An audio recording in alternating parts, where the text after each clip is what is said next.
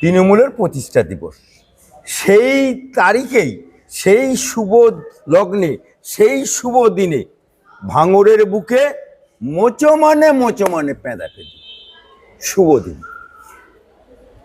এই তৃণমূলের এই জানুয়ারি মাসের মধ্যেই মালদাতে খুন।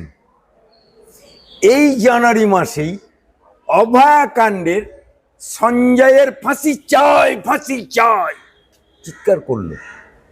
শিয়ালদা কোর্ট রায় দিল সঞ্জয় রায়ের আজীবন কারাবাস।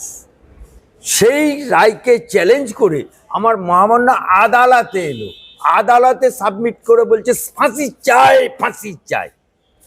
মহামান্য আদালত থাপ্পড় মেরে গো ব্যাক টু প্যাভিলিয়ন করে দিল।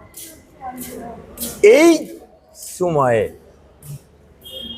বিল্ডিং কলকাতার বুকে হেলে পড়ছে। আবার ওদের কাউন্সিলর শুট আউট হতে হতে বেঁচে যাচ্ছে।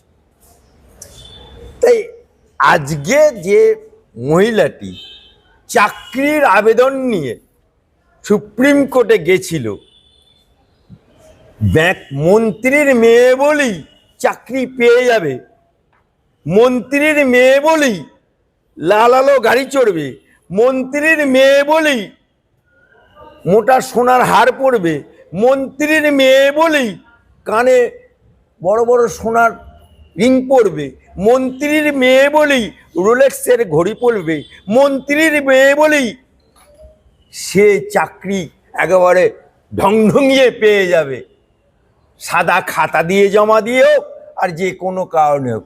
এটা তো হতে পারে না, এটা তো হতে পারে না। তাই মহামান্য সুপ্রিম কোর্ট অবজার্ভ করেছে এবং অবজার্ভ করে বাতিল করেছে। এখন ইন্তেজার করুন, এ তো টেলার হো রায়। 26,000 চাকরির এখন ভবিষ্যৎ সুপ্রিম কোর্টে লটক রহে।